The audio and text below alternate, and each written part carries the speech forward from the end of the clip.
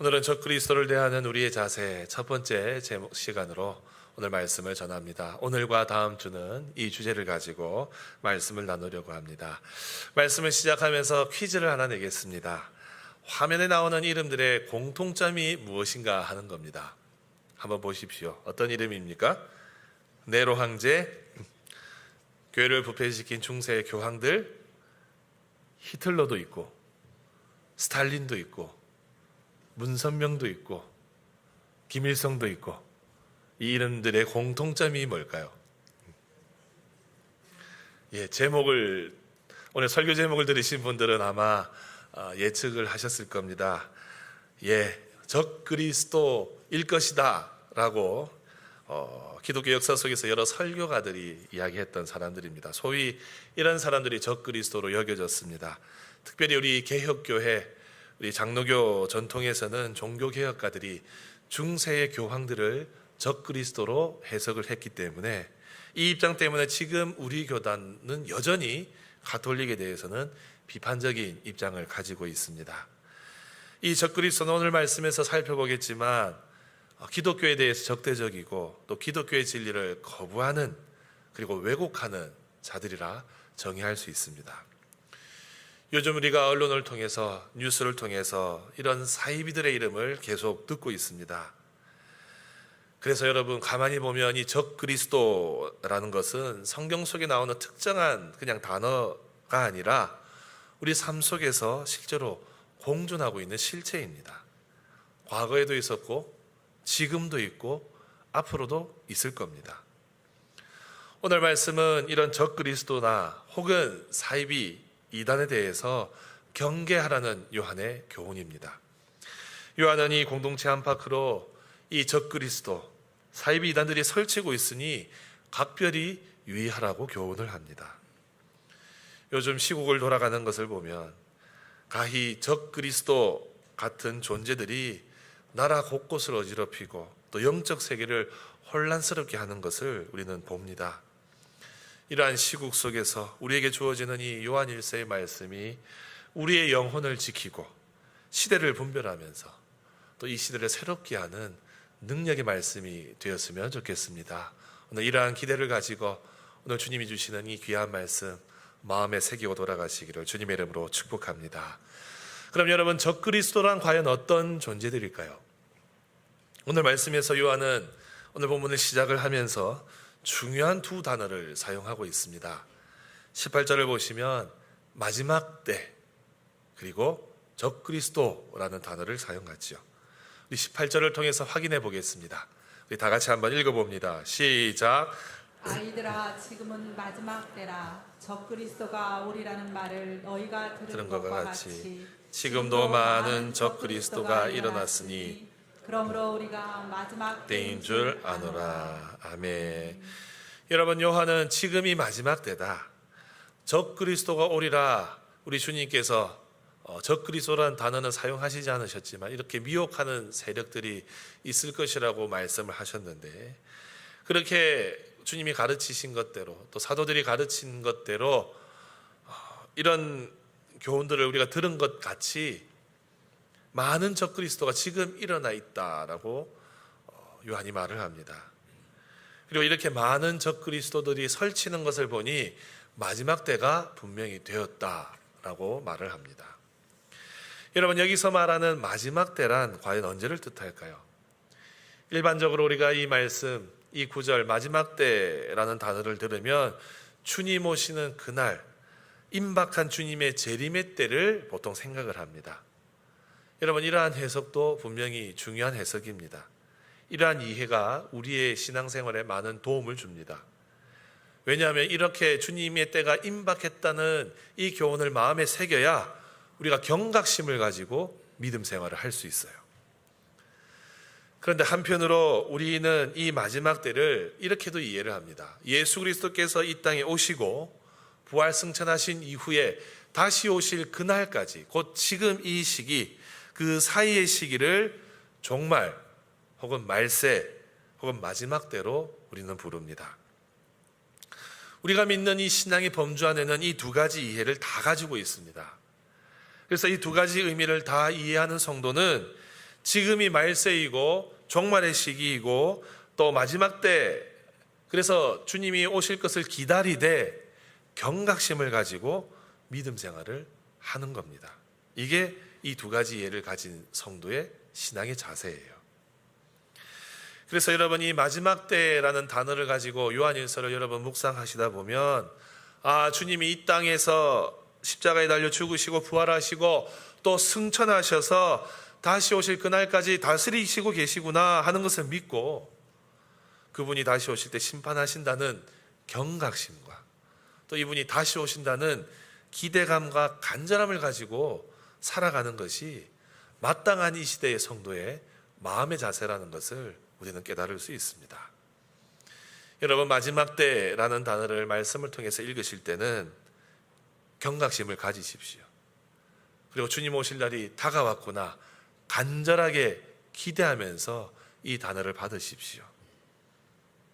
근데 요즘 여러분, 우리 성도들의 삶에 보면 이 경각심을 가진 성도가 많이 보이지 않아요.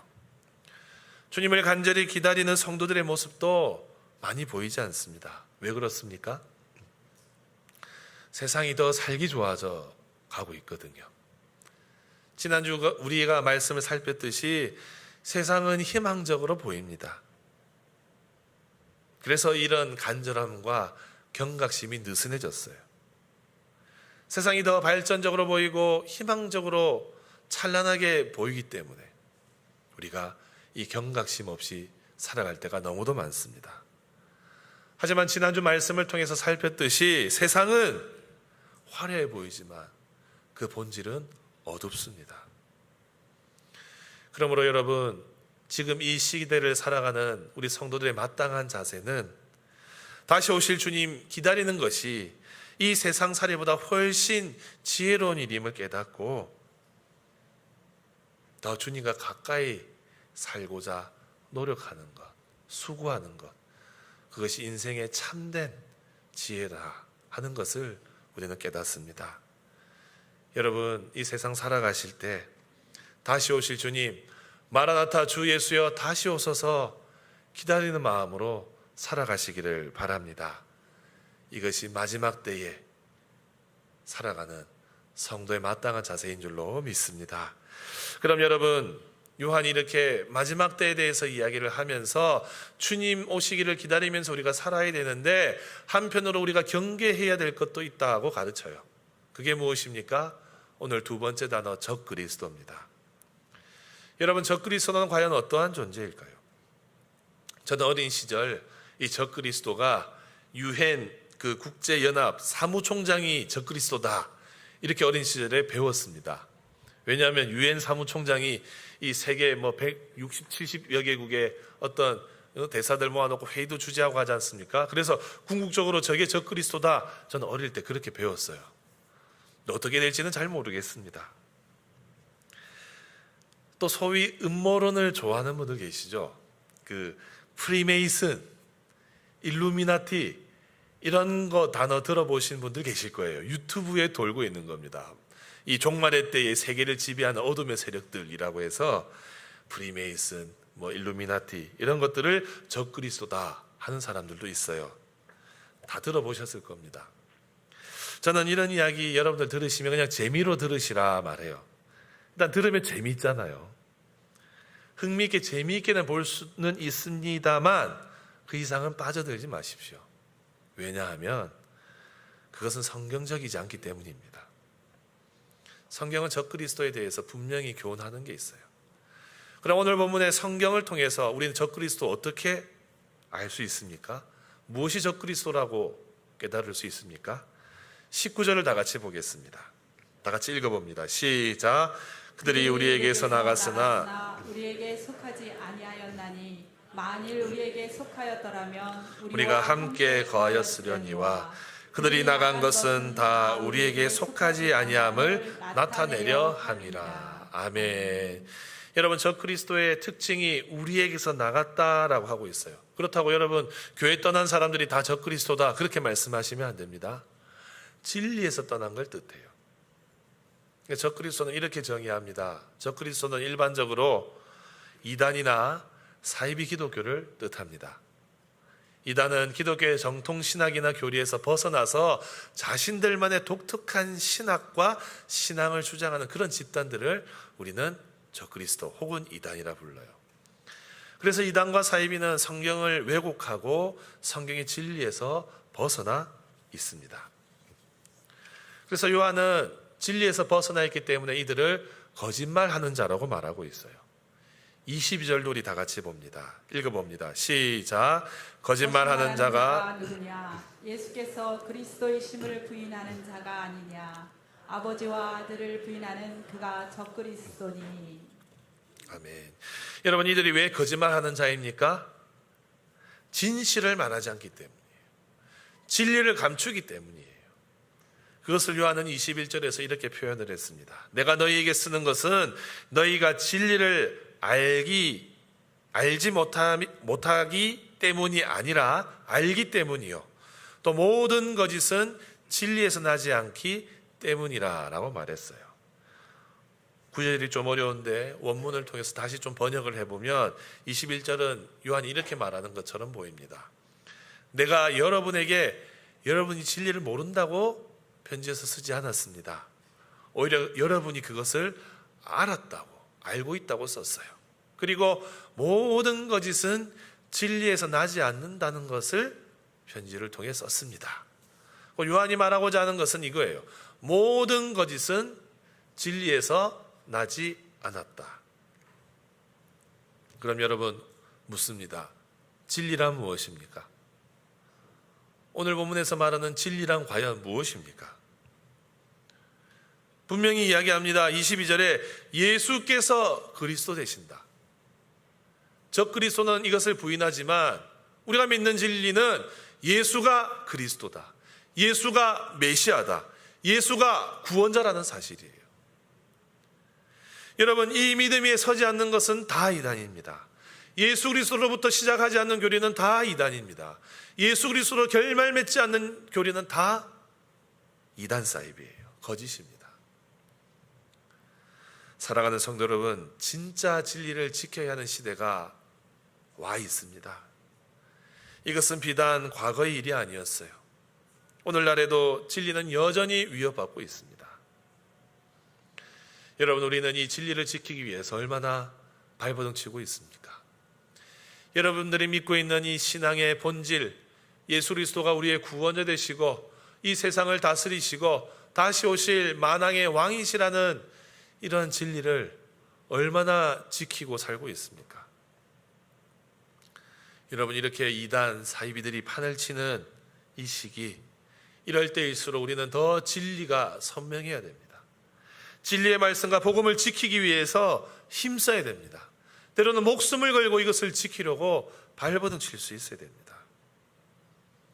사랑하는 성도 여러분, 오늘 요한은 이 엄중한 경고를 우리에게 하고 있어요. 왜 이것을 경고하고 있겠습니까?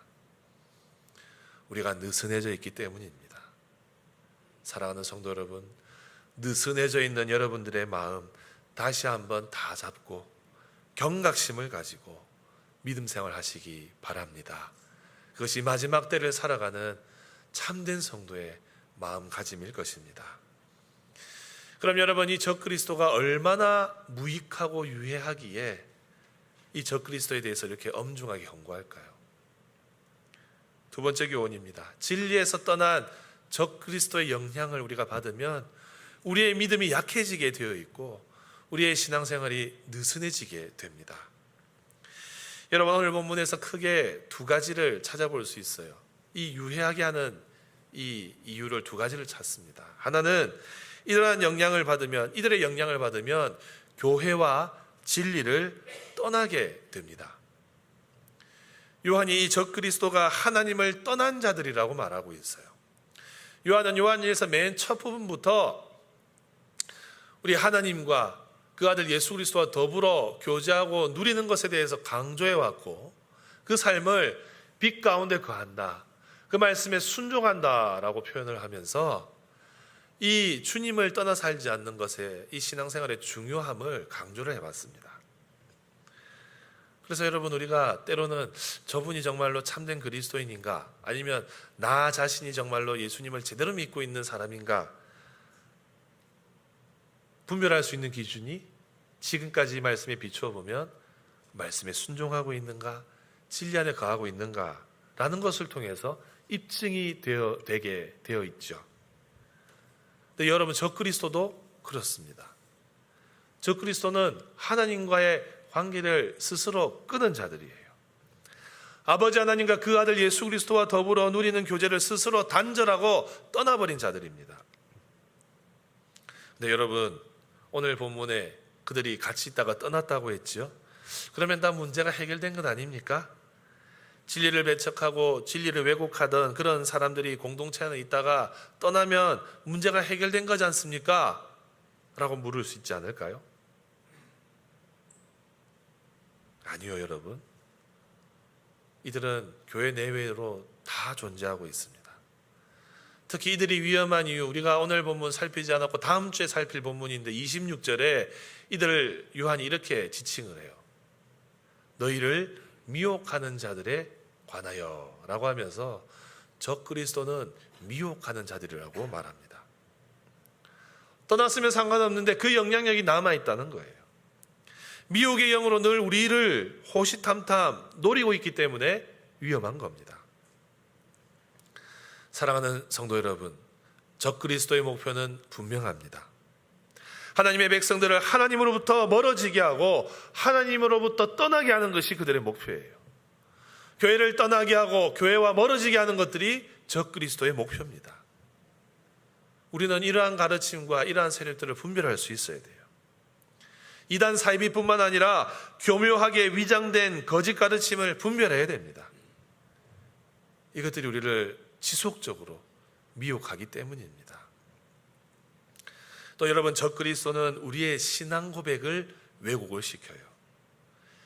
22절을 우리 여러분 다시 한번 주목해서 보십시다. 거짓말하는 자가 누구냐?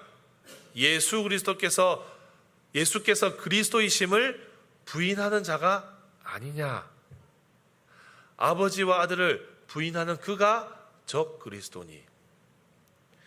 여러분, 이 문장 속에 중요한 신앙 고백이 보입니다.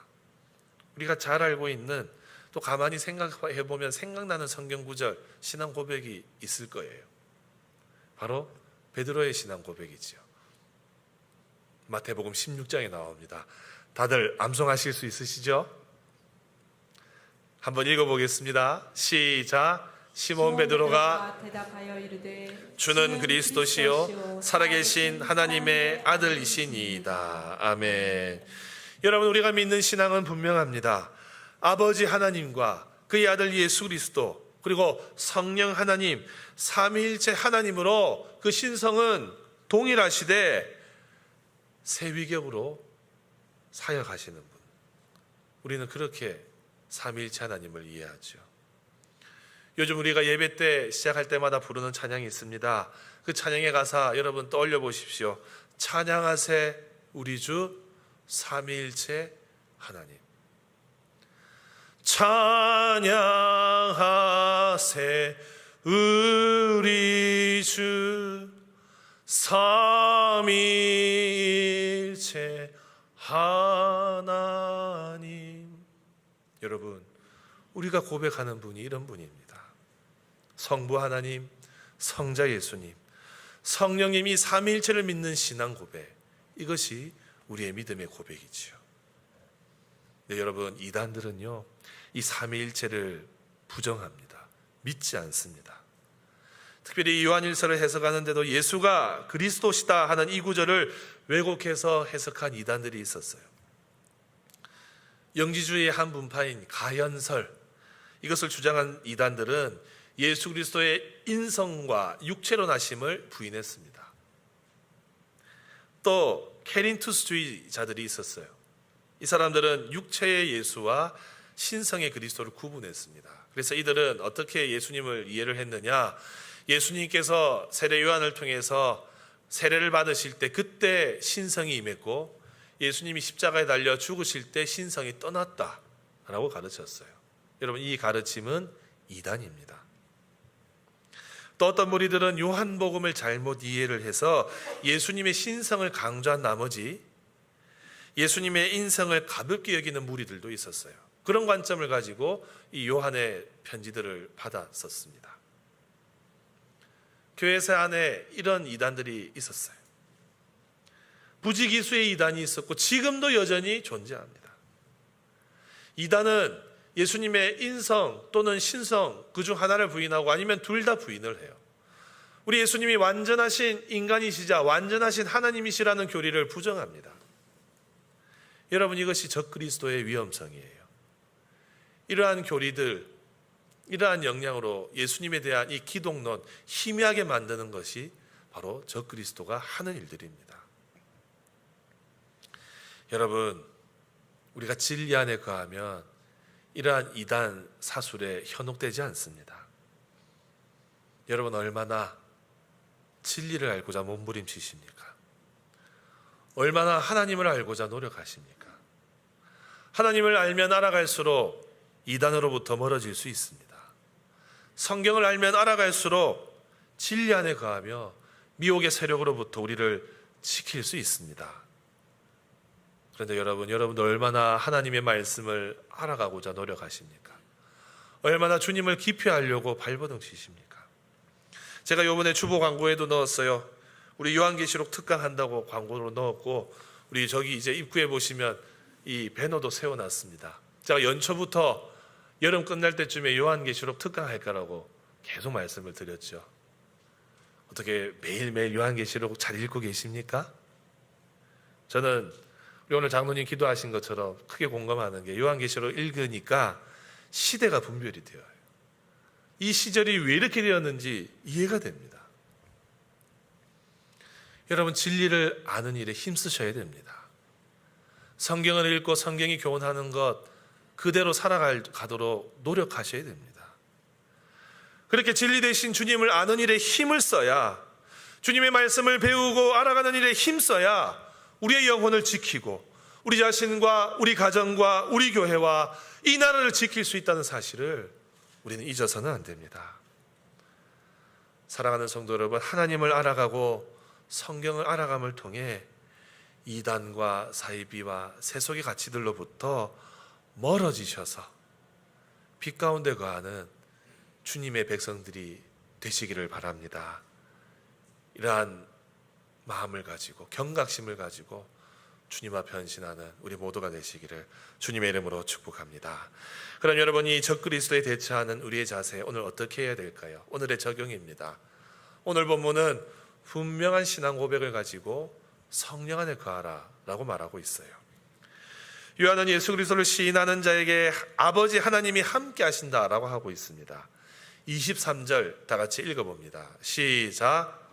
아들을 부인하는 자에게는 또한 아버지가 없으되 아들을 시인하는 자에게는 아버지도 있느니라. 아멘.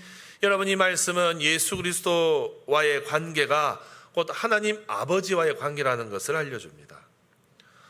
우리가 예수 그리스도를 입으로 시인하면 하나님도 믿는 것이고, 우리가 예수 그리스도를 부인하면 하나님도 부인하게 된다는 거예요. 예수 그리스도가 하나님의 아들 되신다는 것. 우리는 오늘 말씀을 우리 삶에 적용하면서 나의 신앙 고백이 바른 신앙 고백인가, 진짜 이 신앙 고백대로 믿고 있는가 점검해 보아야 됩니다. 또 적그리스도를 미혹으로부터 흔들리지 않으려면 또 우리가 성령 안에 거하고 있다는 사실도 잊어서는 안 됩니다. 여러분, 20절을 보십시오. 너희는 거룩하신 자에게서 기름 부음을 받고 모든 것을 아느니라. 아멘.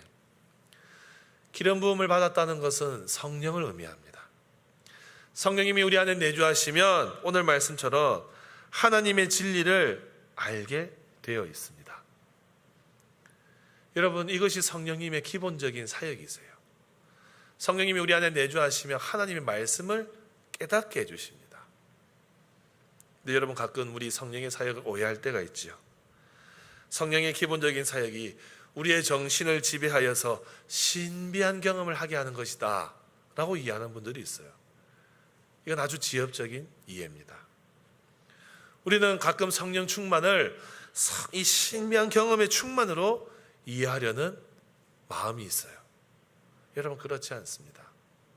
성령님께서는 우리로 하여금 하나님의 말씀, 하나님의 진리를 깨닫도록 도와주십니다. 그러므로 여러분들이 예수 그리스도를 구주로 모셨으면 성령님이 내주하고 계시다는 사실을 의심하지 마시기 바랍니다. 여러분, 이게 언제 입증되는지 아십니까? 여러분들이 길거리에서 가끔 이단을 만날 때나 혹은 지인들을 통해서 이단적인 교훈들을 들을 때 확인해 볼 수 있어요. 여러분, 아마 이런 경험들 다 해보셨을 겁니다. 누군가가 와서 기독교에 대해서 이야기를 하고 이런저런 이야기를 하는데 가만히 들어보니까 수상해요. 그런 경험 해보셨을 거예요. 그래서 가시라고, 더 이상 이야기하기 싫다고 보내시는 그런 경험들 있으실 거예요. 때로는 이상해서 논쟁을 벌이는 분들도 계실 겁니다. 제 예전에 청년 시절에 이 복음에 대한 열정이 충만하여서 길거리 어떤 지하철역 앞에서 하여간 이상한 이단 종교가 있거든요. 그 사람들이 와서 저한테 전도를 하더라고요. 제가 길거리에 서서 2시간을 토론한 적이 있습니다. 그때는 그게 충만해가지고 그렇게 했는데 지금은 그렇게 하지 않는데, 여러분들이 마음속에 성령이 내주하고 계시다는 사실은 이단을 만나면 여러분들 분별이 된다는 거예요. 아, 저 가르침 좀 이상하다. 저거 교회 가서 한번 물어봐야 되겠다. 이런 생각들을 여러분들이 하시면 여러분들 속에는 성령님이 함께하고 계신 겁니다. 성령님께서 그 시간 여러분들을 지키신 거예요. 여러분, 믿으십시오. 성령님께서 우리를 지켜주십니다. 성령님께서 우리를 이단 사이비 잘못된 교리들로부터 지켜주고 계십니다. 이거 의심하지 마십시오. 사랑하는 성도 여러분, 성령이 함께 하시는 자는 분명한 신앙 고백을 가진 사람입니다. 시대가 암울해져도 우리의 신앙의 고백은 바뀌지 않습니다. AI가 발전하고 앞으로 더 급속도로 시대가 더 좋아져 가더라도 우리의 신앙의 고백의 대상은 변함이 없습니다. 변치 않는 진리는 바로 예수 그리스도가 하나님의 아들 되시며 그분이 우리를 구원하신다는 사실입니다.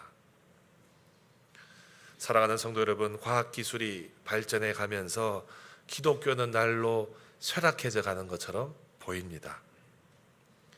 정치와 연루되어서 하나님의 영광 가리는 일들로 인해 가끔은 기독교가 지탄받는 것처럼 보일 때가 많습니다. 쇠락의 길을 가는 것처럼 보여집니다.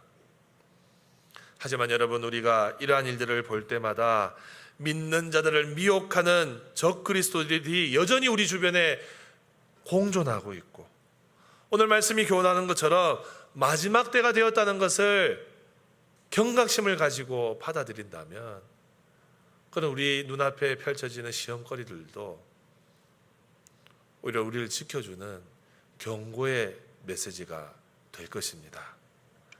사랑하는 성도 여러분, 우리 주님께서는 마지막 때에 주님 오시는 그날에 세상에서 믿음을 보겠느냐라고 말씀하셨어요. 그런 점에서 오늘 본문은 우리에게 경고합니다. 마지막 때에 많은 적그리스도가 생겨날 거라고, 때로는 교회를 어지럽히는 그런 세력들이 있을 거라고 경고하고 있습니다. 하지만 두려워하지 마십시오. 우리는 진리의 영이신 성령께서 우리와 함께하고 계십니다.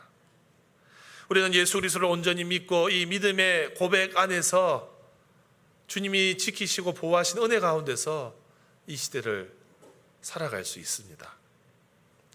중요한 것은 우리가 흔들림 없이 예수 그리스도를 입으로 시인하며 그 진리 안에 거하는 것입니다. 여러분, 오늘 말씀 23절 마지막에 요한은 이렇게 말하지요. 아들을 시인하는 자에게는 아버지도 있느니라. 우리가 예수님을 붙들 때에 하나님 안에 우리가 거할 수 있습니다. 우리가 예수님의 진리의 말씀을 붙들 때에 하나님이 우리와 함께 하십니다. 이 위로의 말씀을 마음에 새기셔서 세상의 영계가 혼란스럽더라도 믿음 잃지 마시고 더욱더 주님 앞에서 견고하게 살아가실 수 있기를 주님의 이름으로